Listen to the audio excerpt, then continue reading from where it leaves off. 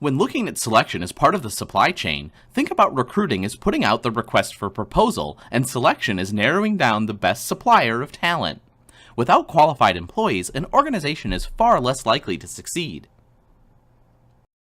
Selection is the process of choosing individuals with the correct qualifications needed to fill jobs in an organization. The ultimate purpose of selection is placement, or fitting a person with the right job. Placement of people can be seen primarily as the matching process. How well an employee is matched to a job can affect the amount and quality of the employee's work, as well as the training and operating costs required to prepare the individual to perform. Further, employee morale is often enhanced because good fit encourages individuals to be positive about their jobs and what they accomplish. Selection and placement activities typically focus on an applicant's knowledge, skills, and abilities, known as KSAs, but they should also include a candidate's motivation and needs. Psychologists label person-environment fit PE fit.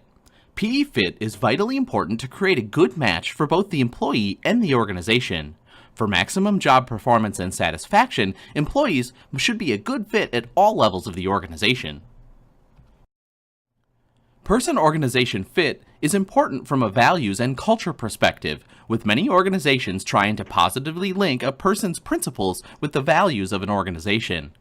Organizations tend to favor job applicants who effectively blend into how the business is conducted. In addition to being a good match for the organization, it's also important that each individual works well with others in the work unit or department. Thus, person-group fit is the congruence between individuals and group or work unit dynamics. A qualified employee who does not communicate well, share information, or otherwise act as an effective team member can drag down the group's performance. Selection decisions often begin with establishing person-job fit, that is, matching the knowledge, skills, and abilities and motivations of individuals with the requirements of a job. A mismatch results from poor pairing of a person's needs, interests, abilities, personality, and expectations with the characteristics of the job, available rewards, coworker relationships, and the organization. If an individual is poorly suited for a job, it's difficult to achieve acceptable performance. Organizations vary in how they allocate selection responsibilities between HR specialists and operating managers. Meeting Equal Employment Opportunity Commission requirements and strategic implications of staffing have encouraged many organizations to place greater emphasis on hiring procedures and techniques and to centralize selection within the HR department.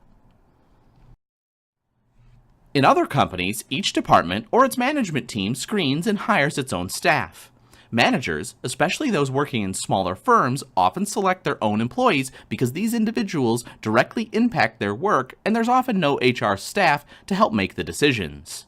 But the validity and effectiveness of this approach may be questionable because managers may lack the training in selection procedures and regulation. Another approach is to have HR professionals initially screen job candidates, and then managers or supervisors make the final selection decisions from a qualified applicant pool. Generally, the higher the position being filled, the greater the likelihood that the ultimate hiring decisions will be made by operating managers rather than HR professionals. Centralized human resource management in selection can improve legal compliance and ensure consistency in selection procedures. Further, HR staff is more likely to be aware of past practices and current trends that can be adopted by the organization. Since no two individuals are exactly the same, the selection process is used to determine how those differences might affect job performance. There's a great deal of science and a little bit of art to these decisions. A selection criterion is a characteristic that a person must possess to successfully perform job duties. Humans tend to be creatures of habit. Therefore, the best predictor of future behavior is past behavior. Of course, past behavior is not an absolute predictor, but it tends to be a good predictor of how an individual will respond in the future. Selection methods and measures attempt to capture past behavior to help predict the future. Regardless of whether an employer uses job-specific KSAs or a more general skill set approach, effective selection of employees involves using selection criteria to predict future employee performance. The heart of an effective selection system is an understanding of what constitutes good job performance. Knowing what good performance looks like in a particular job helps identify the qualities an employee must have to achieve successful performance. These are called selection criteria.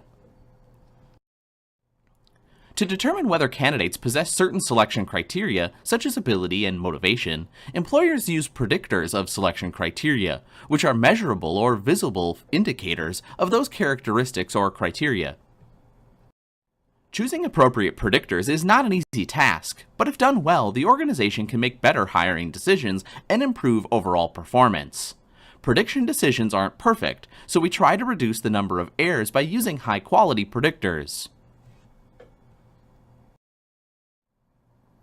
The extent to which a selection tool repeatedly or consistently produces the same results over time reflects a predictor's reliability.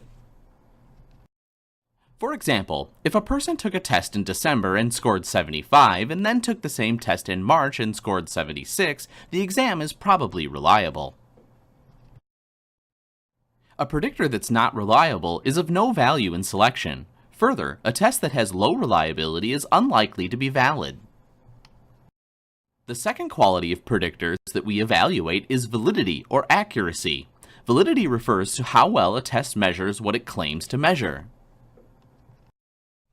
Think of a rain gauge. A rain gauge may be an accurate tool to measure the amount of rain that falls, but not to measure air temperature. This emphasizes the idea that a test's validity is not assessed in the abstract. Rather, when a test is validated, it's assessed for accuracy in a specific context. Several types of validity are used in selection. Criterion-related validity is one method for establishing the validity associated with a predictor. Criterion-related validity involves obtaining scores on a selection predictor like a driving test, and then later measuring the job performance of each employee. Then, statistical analysis is used to identify a relationship between the two scores. A criterion-related validity study can be conducted in two different ways, using current employees or using applicants. Concurrent validity uses current employees to validate a predictor or a test. Concurrent validity may be easier to assess because employees are ready and available and can take the predictor test immediately. This shortens the time needed to complete the validation study. A disadvantage of concurrent validity is that employees who have not performed satisfactorily at work are probably no longer with the firm, therefore they can't be tested. Another method for establishing criterion-related validity is predictive validity. To calculate predictive validity, applicants' test results are compared with their subsequent job performance. Conducting the predictive validity study involves administering a predictor test to applicants but not using the results to make hiring decisions. That allows a company to hire people with a wide range of scores on the predictor and assess whether their subsequent job performance differs. Job success is then measured by assessing factors such as absenteeism, accidents, errors, and performance appraisal ratings. A key concept in selection is obtaining a comprehensive profile of each applicant. It's like putting together a puzzle. Companies use various methods to collect information about applicants that help them select the best person for the job. In particular, the Uniform Guidelines on Employee Selection Procedures define important concepts and practices that organizations must follow. Job relatedness means that a selection qualification or requirement is significantly related to the successful performance of job duties. A thorough job analysis is conducted to establish that every qualification, such as a high school education or nursing certification, is important for job holders to perform assigned tasks. For example, requiring taxi drivers to hold a valid driver's license is a job-related qualification. Business necessity relates to a practice that's necessary for the safe and efficient operations of a business, such as restricting employees from wearing garments that might get caught in machinery, even though the attire may be required by an employee's religion. Under federal guidelines, any method of collecting information from job applicants used in making hiring decisions is considered a test. This definition is very broad, covering everything from looking at applicants' Facebook profiles to informal conversations during dinner. The standards of reliability and validity apply to all such tests, and hiring authorities should carefully consider all sources of information used in making selection decisions. These concepts are incorporated into the selection process to keep an organization in compliance with legal requirements and to aid in high-quality hiring practices. Realistic job previews provide potential employees with an accurate introduction to a job so they can better evaluate the employment situation. Many individuals know little about organizations before applying for employment.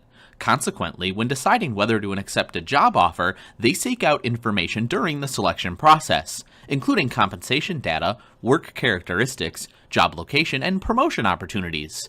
Unfortunately, some employers make jobs appear better than they really are. Organizations can use videos, employee testimonials, and job shadowing to provide a realistic snapshot of the work environment for applicants. A real benefit of realistic job previews is that applicants may withdraw from consideration if they don't think the job will be a good fit. This saves the organization time invested in wooing the candidate that will end up turning down the job offer. A realistic job preview can directly identify necessary training and clarify a job and a role. Pre-employment screening refers to the process of investigating potential employees to verify the accuracy of an applicant's claim. The use of electronic pre-employment screening or assessment has grown. Computer software is often used to review resumes and application forms received during the application process. Large organizations often use software to receive, evaluate, and track the applications of many potential employees in order to save time during the screening process. Electronic screening can speed up the process by using disqualification questions, screening questions to get at KSAs, administering valid assessment tests, and performing background screening. A good strategy is to use simple electronic assessment early to reduce the number of applicants before requiring applications or interviews, which leaves a much more qualified pool of remaining applicants from which to work. However, the trade-off to increased efficiency is often the elimination of individuals who might be qualified who do not make it through the screening process. A controversial trend is screening candidates based on information obtained from their social networking profiles. Doing so can have negative consequences for applicants and organizations. The information found on sites like Facebook or other online platforms can lead to discrimination against applicants. The fact of the matter is, a large amount of job seekers are lying on their resumes. Studies have found that 46% of background checks found inaccuracies in the information the applicant provided. An application usually includes a form or collection of forms that an individual seeking employment must fill out as part of the process of applying for a job. Properly prepared, the application form serves 5 purposes. It's a record of the applicant's desire to obtain a position. It provides the interviewer with an applicant profile that can be addressed during the interview. It's a basic employee record for applicants who are hired. It can be used for research on the effectiveness of selection processes, and it's a formal document on which the applicant attests to the truthfulness of all information provided. Application forms typically include disclaimers and notices so that appropriate legal protections are clearly stated. Recommended disclosures include the following: at-will employment, which indicates the right of the employer or the employee to terminate employment at any time with or without notice or cause. Reference contacts, which requests permissions to contact previous employers listed. Application time limits, which indicate how long the application forms are active, typically 6 months, and that individuals must reapply or reactivate their applications after that period. And finally, information falsification, conveying information to the applicant that falsification of applicant information can be grounds for serious reprimand or termination. An organization should retain all application forms and hiring-related documents and records for 3 years. Guidelines from the EEOC and court decisions require that the data requested on application forms must be job-related. Though frequently found on application forms, questions that ask the following information are illegal: marital status, height and weight, number and ages of dependents, information on spouses, date of high school graduation, emergency contact information, and social security numbers. To avoid problems with negligent hiring, organizations should dutifully check the truthfulness of the information presented on resumes and application forms. Selection tests are defined as procedures for determining job suitability. This is accomplished by examining knowledge, skills, and abilities of applicants. Tests that assess an individual's ability to perform in a specific manner are grouped as ability tests. These are sometimes further categorized into aptitude tests and achievement tests. Aptitude tests attempt to measure potential, while achievement tests attempt to measure demonstrated skill or competence. Cognitive ability tests measure an individual's thinking, memory, reasoning, verbal, or mathematical abilities. General mental ability testing is well established as a valid predictor for many jobs, but since some minority groups tend to score lower on such exams, there's considerable controversy over whether such tests ought to be used. When these tests are used, the case for business necessity must be made, and the instrument should be validated for the organization using it. If a company can find a better way of assessing candidates than using a cognitive ability test, it may avoid problems of disparate impact.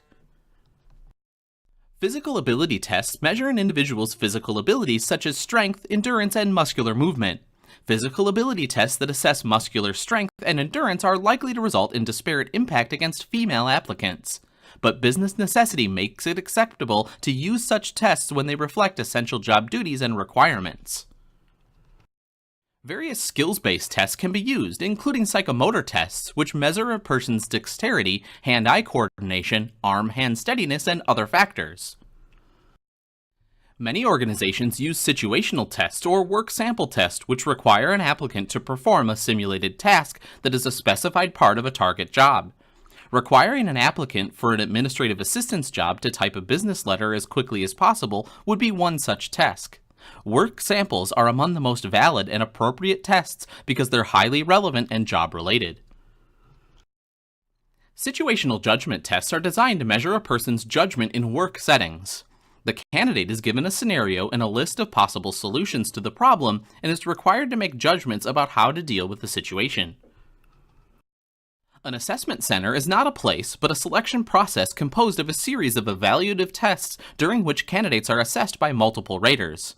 In one assessment center, candidates go through a comprehensive interview, a pencil and paper test, individual and group simulations, and work exercises. Individual performance is then evaluated by a panel of trained raters.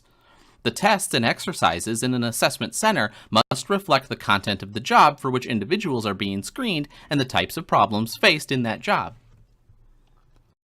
Personality is a unique blend of individual characteristics that can affect how people interact with their work environment. The most widely and accepted approach to studying personality traits is the Big Five personality framework. The Big Five traits are generally considered to be useful predictors of various types of job performance in different occupations. Emotional intelligence reflects the soft skills that are critical for establishing good working relationships within a work unit and organization. Emotional intelligence is the ability to recognize our own feelings and the feelings of others and to effectively manage our own and others' emotions. As organizations use more teams and collaborative methods to accomplish tasks, selecting individuals who are aware of emotions in the workplace becomes more important. In particular, leaders who have a high level of emotional intelligence perform better and achieve superior outcomes than leaders with less of this competence. Companies use different tests to assess the honesty and integrity of applicants and employees to prevent hiring dishonest employees, to reduce the frequency of lying and theft on the job, to communicate to applicants and employees alike that dishonesty will not be tolerated, and to reduce accidents. If used properly, honesty and integrity tests can be a valid and broad screening device for organizations. Research also indicates that even though honesty tests can be expensive to administer, they may reduce workers' compensation claims and save the organization money. However, these instruments have limitations. For instance, socially desirable responses are a key concern, and some questions can be considered overly invasive, insulting, and not job-related. The polygraph, more generally and incorrectly referred to as a lie detector, is a mechanical device that measures a person's skin response, heart rate, and breathing rate. The idea behind the polygraph is that if a person answers a question deliberately incorrectly, the body's responses will reveal the falsification through the recording mechanisms of the polygraph. As a result of concerns about polygraph validity, Congress passed the Employee Polygraph Protection Act, which prohibits most private sector employers from using polygraphs for pre-employment screening purposes. Understanding the common elements of a selection test will help you craft an effective and relevant selection process for your organization. In fact, there are many factors related to interviewers that can influence how well interviewees perform, including the ability to prompt good social interaction, personality, and the design and structure of the interview itself. Even the questions that are asked of individuals can arguably affect the quality of interview sessions. Interviewing skills are developed through training and practice. Suggestions for making interviewing more effective are as follows. Plan the interview. Interviewers should review all information before the interview and then identify specific areas for questioning. Control the interview. This includes knowing the audience and what information must be collected, systematically collecting it during the interview, and stopping when the information has been collected. Use effective questioning techniques. Use questions that will produce full and complete answers and can be evaluated on the basis of job relatedness. And finally, get a balanced view. To enable informed hiring decisions, interviewers should consider both the positive and negative attributes of job candidates. The following types of questions should be avoided in selection interviews. They include yes-no questions. Unless verifying specific information, the interview should always avoid questions that can be answered with a yes or no. Avoid obvious questions. An obvious question is one for which the interviewer already has the answer or the applicant knows it. And finally, questions that rarely produce a true answer. Avoid questions that prompt a less than honest response. For example, how did you get along with your coworkers? Other questions to avoid include leading questions, which is one in which the answer is obvious. Illegal or inappropriate questions involve information about protected characteristics. And finally, questions that are not job-related. All questions should be directly related to the job. Effective interviewers avoid listening responses such as nodding, pausing, making casual remarks, echoing, and mirroring. The applicant might try to please the interviewers by observing the feedback provided. However, giving no response to an applicant's answers may imply boredom and inattention. Therefore, interviewers should use friendly but neutral comments and gestures during the interview. Managers and supervisors are more likely than HR professionals to use poor interviewing techniques because they lack training or do not interview often. Let's take a look at the problems that are common to interviews. Some interviewers decide whether an applicant is suitable within the first 2 to 4 minutes of the interview and spend the rest of the time looking for evidence to support their judgment. When evaluating suitability, unfavorable information about the applicant is often emphasized more than favorable information. The halo effect occurs when an interviewer allows a positive characteristic, such as agreeableness, to overshadow other evidence. The phrase's devil's horn describes the reverse of the halo effect, which occurs when a negative characteristic, such as inappropriate dress, overshadows all other traits. Similarity bias occurs when interviewers favor or select people whom they believe to be like themselves on the basis of a variety of personal factors. Interviewers should also avoid any personal techniques to stereotype individuals because of demographic characteristics and difference. Managers and others involved in the selection process frequently fall victim to their own unconscious bias. Without realizing it, many interviewers discount candidates whose religions or cultures differ from their own.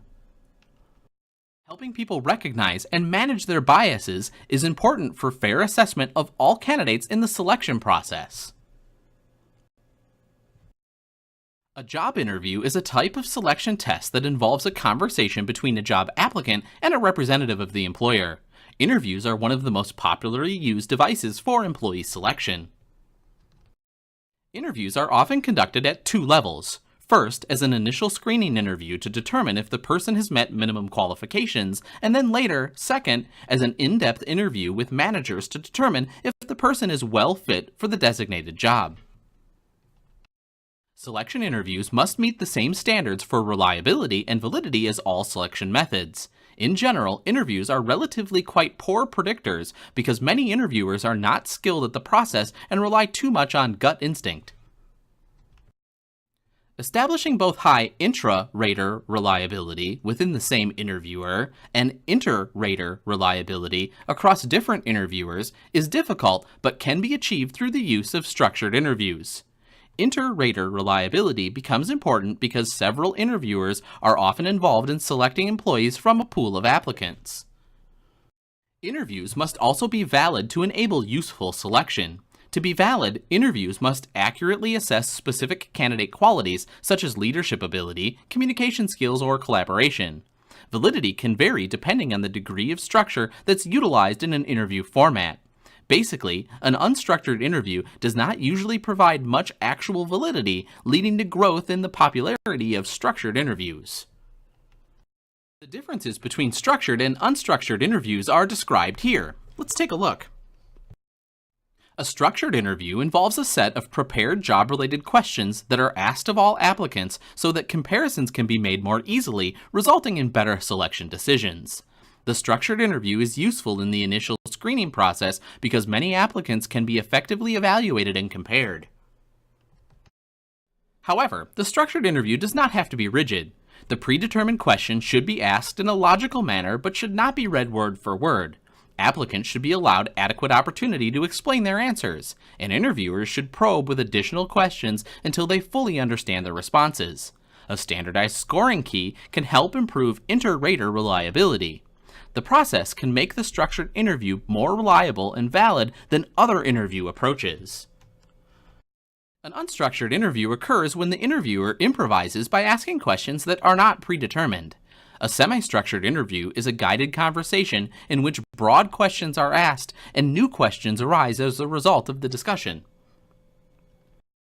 Job interviews can be conducted by an individual, by several individuals sequentially, or by panels or teams. A group interview occurs when several job candidates are interviewed together by a hiring authority. This may be especially useful when hiring for entry-level jobs when skill requirements are low and job fit involves factors such as scheduled work hours, availability of transportation to the work site, and other practical details. They can also be beneficial to assess interpersonal skills and teamwork. When an organization must hire high volumes of low-skilled workers, it may not have time or the resources for individual interviews.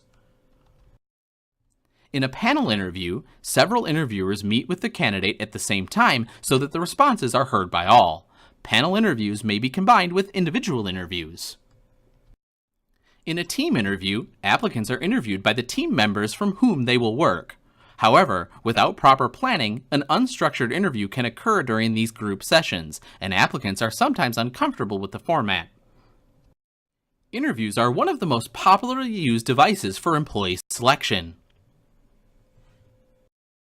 Background information can be obtained from a variety of sources, including past job records, credit history, testing records, educational and certification records, drug tests, criminal history, sex offender lists, motor vehicle records, and military records.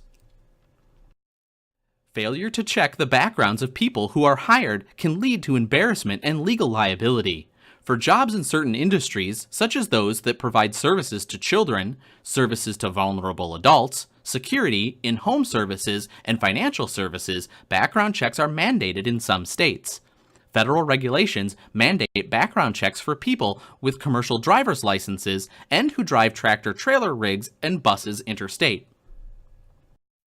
Negligent hiring occurs when an employer fails to check an employee's background and the employee later injures or harms someone while performing job duties.